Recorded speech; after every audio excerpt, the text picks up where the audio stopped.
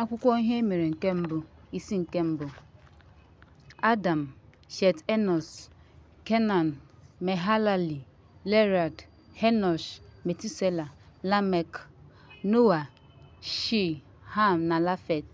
Ụmụ Jafet bụ Goma, Megog, Madaya, Laun, Tubal na Mishak na Terais. Ụmụ Goma bụ Ashkenaz, Efat na Togama. Ụmụ Loan bụ Elisha na Tashisha, Kitim na Dodami. Ụmụ Ham bụ Kush, Mizram, Put na Kenan. Ụmụ Kosh bụ Siba, Haila na Sebteka. Ụmụ Ram bụkwa Sheba na Dedan. Kush mụrụ Nimrod, onye malitere ịbụ onye dike n'ala ahụ. Mizram mụrụ Ludim na Lehabim na Naftahim. Patrusim na Kashluhim bụ ndị Filistia na Kaftorim si n'ime ha pụta. Kenan mụkwara Saịdọn bụ ọkpara ya, Het, ndị Robisi, ndị Amorat na ndị Hilt bụ ndị Akat, ndị Gizhat, ndị Aldit, ndị Zemarit na ndị Simit na ndị Hamatit. Ụmụ Shem bụ Elam na Ashọ, Apashad, Lud, Eram, Hilgeta na Mishek. Apashad mụrụ Shila wee mụọ Eba. A mụkwara ụmụ nwoke abụọ nye Eba. Aha nke mbụ bụ Peleg, n'ihi na n'ụbọchị ya a kpọrọ ala nke abụọ Loktan. Loktan mụrụ Amodad na Shilef, Hazamot na Lera, Hadoram, Vizal na Dikla, Ebal, Abimel na Shiba, Ofa, Haula na Lobab. Ndị a niile bụ ụmụ Loktan. Shem, Apakshad, Shila, Pelag, Rehu, Sherog, Nehua, Taira, Ebram nke bụ Ebraham. Ụmụ Ebraham bụ Ezak na Ishmel. Ndị a bụ ọgbọ ha. Ọkpara Ishmel bụ Nebayot na Kida na Adbel na Mitsam na Mishma na Duma na Masa na Hedad na Tema na Likta na Nefish na Kedama. Ndị a bụ ụmụ ndị ikom Ishmel. Ketura bụ iko nwanyị Ebraham wee mụọ ụmụ ndị ikom Zimram na Loshan na Medan na Midian na Ishbak na Shua.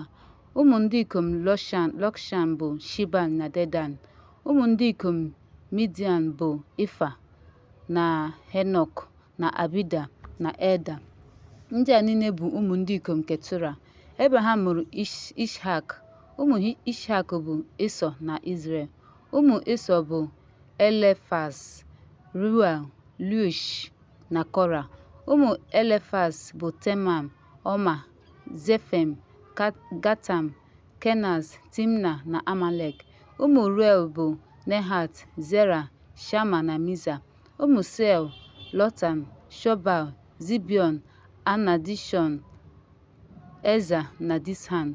Ụmụ Lotan, Homam na Timna, nwanne Lotan.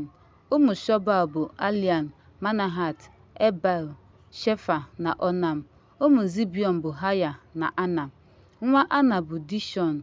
Ụmụ Dishon bụ Amran, Esheban, Itran na Keran. Ụmụ Eza bụ Bihan, Zawan na Lakan. Ụmụ Dishon bụ Vis na Aran. Ndị a bụ ndị eze chịrị n'ala Edom tupu eze achịa ụmụ Izrel. Bela nwa Bil, aha obodo ya bụ Dinhaba. Bela wee nwụọ, Lobab nwa Zera nke Bozra wee chịa n'ọnọdụ ya. Mgbe Lobab nwụrụ, Hosham nke ala ndị Teman chịrị n'ọnọdụ ya. Mgbe Hosham nwụrụ, Hadad nwa Bedad, onye meriri Midian n'ọmụma Moab, chịrị n'ọnọdụ ya. Aha obodo ya bụ Aut. Hadad nwụrụ, Shamla nke Mashrika wee chịa n'ọnọdụ ya. Samla nwụrụ, Shaul nke Rehoboth chịrị n'ọnọdụ ya n'oge ahụ. Mgbe Shaul nwụrụ, Baal-Hanan nwa Akbob chịrị n'ọnọdụ ya. Baal-Hanan nwụrụ, Hadad wee chịrị n'ọnọdụ ya. Aha obodo ya bụ Pai.